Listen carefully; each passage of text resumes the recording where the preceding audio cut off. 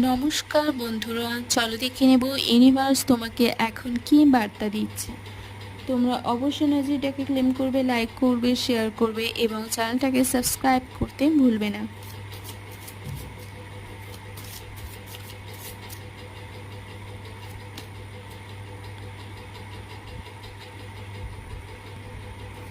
তোমাদেরকে বলা হচ্ছে তোমাদের কোনো কিছু জিনিসের প্রতি যদি খুব আকর্ষণ তৈরি হয়, যেটাকে ছাড়ে না তোমরা থাকতেই পারো না।